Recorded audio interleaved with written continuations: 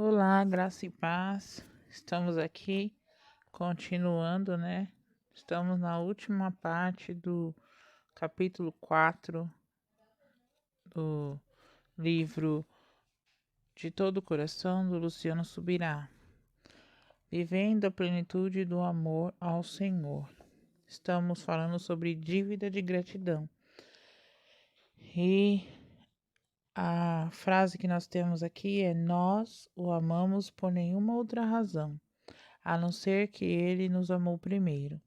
O nosso amor por ele é a pura consequência do seu amor por nós. Charles Spurgeon.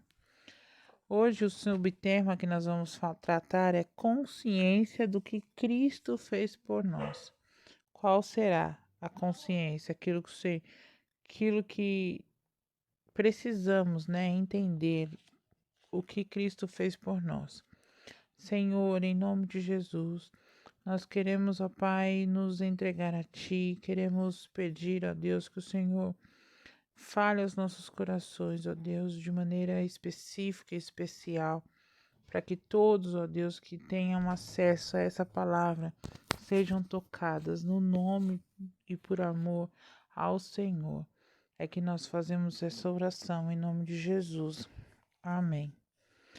Uma vez que temos a capacidade de enxergar nossos erros e pecados, também precisamos ser capazes de olhar para a cruz e para o sacrifício de Jesus com consciência do que ele fez por nós.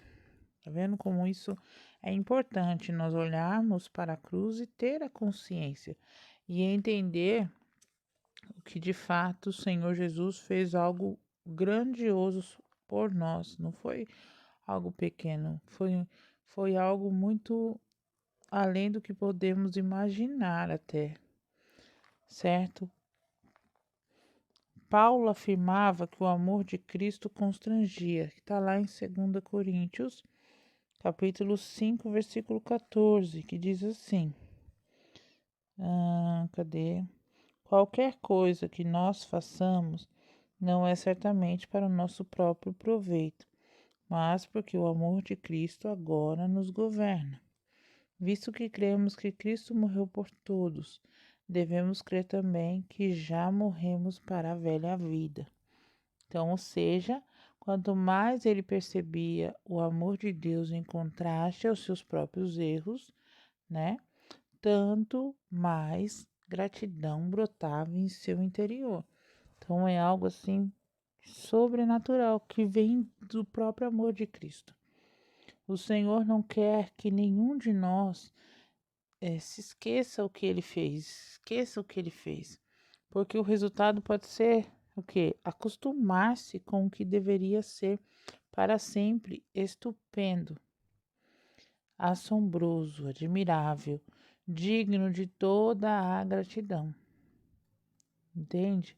Então, é por isso que nós temos o quê? A ceia, o memorial que o Senhor deixou para nós como exemplo, para que nós façamos, para que nós nos mantém, é o que nos mantém unidos com o pensamento naquilo que Cristo fez, certo? Em 1 Coríntios 11, do 23 ao 26, que diz assim, pois isto é o que o próprio Senhor disse com relação à sua mesa, e que eu antes já lhes havia transmitido, que na noite em que o Senhor Jesus foi traído, ele tomou o pão e depois de haver agradecido a Deus, partiu e deu aos seus discípulos, dizendo, tomem e comam, isto é o meu corpo que é entregue por vós. Façam isso para que se lembrarem de mim. De igual modo, ele tomou o cálice de vinho depois da ceia, dizendo, este cálice é a nova aliança do meu sangue. Façam isto em memória de mim, todas as vezes que o beberem. Porque cada vez que vocês comerem esse pão e beberem esse cálice, estão anunciando a mensagem da morte do Senhor, morte que ele sofreu por vocês. Façam isso até que ele venha. Então, ao anunciarmos a sua morte, nós devemos fazê-lo até que ele volte, até que ele venha, certo? É o que? Ao comer o pão e beber do cálice em memória de Cristo, mantemo-nos conscientes do sacrifício que ele remiu, a maneira de nós relembrarmos o que Cristo fez por nós, de nós voltarmos lá na cruz e termos essa certeza que Cristo morreu na cruz para nos salvar. Porque às vezes acaba passando batido, às vezes a gente esquece até do que a gente comeu no dia anterior, quanto mais disso, porque muitas vezes a gente nem dá tanto valor assim como deveríamos dar, porque é algo tão grandioso e a gente esquece de valorizar o que o Senhor fez por nós. Por isso a dívida de gratidão, porque se nós valorizarmos tudo o que ele fez, nós vamos entender que não há nada que se possa fazer para pagar. Não há nada que se possa fazer. Ele é digno de toda honra, glória, louvor, de toda gratidão que nós possamos dar a Ele. Precisamos viver nessa esfera de consciência de que Jesus realizou. É a melhor forma de alimentar nosso amor por Ele. Os cânticos de Apocalipse são um retrato claro de que a ênfase na gratidão durará para todo sempre. Vejam que a morte de Cristo recebe destaque no louvor e na adoração ofertados lá na glória. Olha só. Apocalipse 5, de 9 a 12. Abre aí a sua Bíblia comigo. Apocalipse, capítulo 5, versos de 9 a 12. Eles cantavam-lhes um cântico novo com essas palavras. O Senhor é digno de receber o livro e quebrar o seu selo e abri-lo, porque foi morto e com seu sangue comprou para Deus pessoas de toda tribo, língua, povo e nação, e os reuniu num reino e os fez sacerdotes do nosso Deus. Eles reinarão sobre a terra. Então, na minha visão, eu ouvi a voz de muitos anjos, milhares, milhares de milhares e milhões de milhões. Eles rodeavam o trono, bem como os seres viventes e os anciãos, e cantavam com voz forte. O cordeiro que foi morto é digno de receber poder, a riqueza, sabedoria, força, honra e a glória e o louvor. Aleluia. Desde então, o Antigo Testamento foi apresentada a figura de um cordeiro, um animal inocente, morrendo pelo pecado do povo, certo? Quando Jesus vem a público, João Batista faz a conexão. Eis o Cordeiro de Deus que tira o pecado do mundo. Lembra disso? Está lá em João 1:29. O apóstolo João, em Apocalipse, também refere-se ao Cordeiro e seu sacrifício, apontando diretamente para o sacrifício vicário de Cristo na cruz do Calvário, que motiva o louvor. Olha lá, Apocalipse 7, versos 9 e 10, que diz assim: Depois disto, eu vi uma imensa multidão, grande demais para ser contada, de todas as nações, tribos, povos e línguas, que estavam em pé diante do trono e diante do Cordeiro, com vestes brancas e com folhas de palmeiras nas mãos. E estavam gritando com um grande clamor: A salvação vem do nosso Deus, que está sentado no trono e do Cordeiro. Então, a gente vê o quanto o Senhor Jesus ele é exaltado até mesmo nas regiões celestiais pela sua morte. De modo semelhante, precisamos aprender não apenas a recordar, mas louvar constantemente o que Cristo consumou por nós, porque isso despertará gratidão. Toda vez que a gente ir lá no Calvário, desperta gratidão. Eu sinto isso no meu coração, sabe? Toda vez que eu canto uma música que me faz refletir na, no sacrifício de Jesus pela minha vida, o meu coração se enche de gratidão. Se enche ao ponto, muitas vezes, de eu me render. Nessa Páscoa mesmo, né, que nós tivemos já esse ano, foi algo assim maravilhoso. Lá na igreja, eles passaram o filme A Paixão de Cristo, né, do Mel Gibson. E assim, você assistir, eu já tinha assistido, mas toda vez que eu assisto, isso mexe dentro do meu coração. Isso mexe com a minha alma, sabe?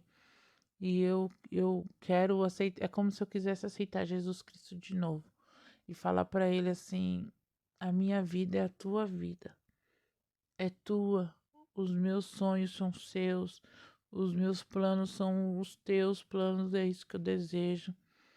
Não há outro Deus na minha vida, porque o Senhor fez algo tão grandioso por mim e eu nem merecia, sabe? E isso que mexe comigo e vai lá no íntimo do meu ser, porque é algo que eu nem merecia e eu tenho certeza que ninguém faria isso por mim.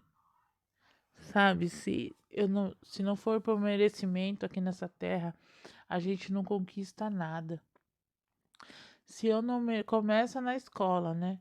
Se eu não fizer, se eu não ir, se eu não estudar, eu não passo de ano, né? Eu não tenho os privilégios na escola, vamos dizer assim.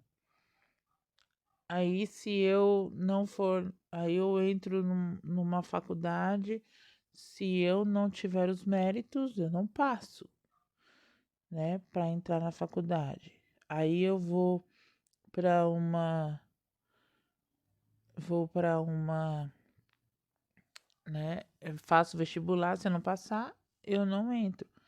Aí eu vou para a faculdade. Se eu não estudar, se eu não passar nas matérias, eu reprovo. E eu tenho que fazer o curso tudo de novo. Se eu não passar na entrevista, eu não entro no emprego. E assim vai, né? É tudo porque eu mereço estar ali. Tenho que fazer por onde merecer. E a salvação, a princípio, o Senhor Jesus fez sem eu nem falar, sem eu nem precisar passar na prova, porque eu iria ser reprovada de imediato. Assim como todos nós iríamos ser reprovados. Essa é a verdade. Se Adão e Eva, que estavam ali no paraíso e estavam 100% puros, foram reprovados, porque não tinha pecado, eles não tinham pecado e eles foram reprovados. Então, quanto mais eu e você que temos pecado, né, já embutido em nós, com certeza nós também seríamos reprovados. Então, o que eu vejo é que o Senhor Jesus, ele não esperou eu e você ah, merecer, porque isso nunca iria acontecer. Não tem certas coisas que os nossos filhos fazem, muitas vezes a gente acaba relevando e entende que ainda não chegou o tempo dele passar por aquilo, né? A gente ensina, explica, ele vai lá e faz aquilo errado. E aí a gente entende que não chegou o tempo ainda e muitas vezes a gente age o quê? A gente derrama graça sobre a vida deles. Muitas vezes esse é o ensinamento, é graça. Quantas vezes o Senhor nosso Deus, quando Jesus ainda nem tinha vindo, ele ia lá, falava, e aí o povo se arrependia, né? Se arrependia assim, tinha medo de fazer a coisa errada e ser castigado, e aí fazia a coisa certa e o Senhor não dava o castigo. Muitas vezes nós somos assim também com os nossos filhos, e muitas vezes nós, o Senhor é assim também conosco. Aí ele age de quê? De misericórdia. Certamente que a bondade e a misericórdia nos seguirão todos os dias da minha vida, porque isso vem do Senhor, certo? Se aprendermos a viver com tal consciência, tudo será diferente. Nossa autoavaliação será honesta em denunciar misérias. Nossa postura não será arrogante. Nosso coração rejeitará a religiosidade. Por fim, nosso amor aumentará, com base em uma permanente dívida de gratidão para com Deus. Aleluia, né? Então, aqui, ó, o Luciano falando que encerra este capítulo esclarecendo que a expressão dívida de gratidão não deve soar pesada. Dever dinheiro ou a própria vida, como no caso do escravo, pode parecer um jugo, né? Mas não é disso que se trata a dívida de gratidão, não. Nada poderíamos fazer para pagar o que ele fez. Nossa gratidão não quita a dívida pelo pecado. Muito pelo contrário. Mas decide o que? Louvar, honrar um ato que impagável. Esse era o entendimento dos moravianos, que passaram a ter o que? Como grito de guerra, a declaração que por meio da nossa vida o cordeiro que já foi imolado receba a recompensa pelo sacrifício. Aleluia, né? Para aquele que vive no exercício de recordar quão agraciado foi, a dívida de gratidão é efeito colateral, consequência, quase uma resposta obrigatória. Ao mesmo tempo que se manifesta em um estilo de vida terno, tá? Afetuoso, humilde e dedicado ao agraciador. Não porque deseja pagar, mas justamente porque reconhece o presente impagável dado a um miserável. O agraciado não se sente obrigado, mas deseja manter uma postura de reconhecimento e agradecimento diante daquele que o salvou. Aleluia. Por isso que Maria era agraciada. Lembra? Salve agraciada, o Senhor é contigo. E ela não se sentiu que obrigada a carregar o menino, a ser mãe do Salvador. Não, pelo contrário, ela se sentia muito feliz. Além do mais, se essa conduta é vista nos adoradores do tempo da glória, citados em Apocalipse, por que não adotar desde já? Se nossa postura vai ser adorar o Senhor em todo tempo, eternamente, por que não começar? Não penso ser à toa que a Bíblia indica a redenção como tema central da adoração nos céus. O objetivo é afetar-nos agora. O alvo é despertar atitude semelhante em nós, ainda no presente. Não sei quanto a você, mas eu não quero ser surpreendido apenas quando chegar lá. Eu também não.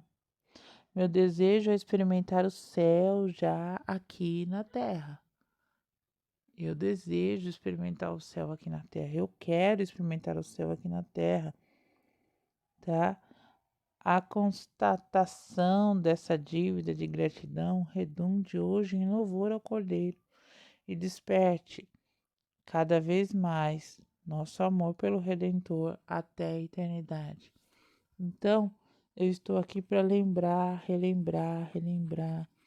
Lembra lá no passado, lá no Antigo Testamento, quando, quando que?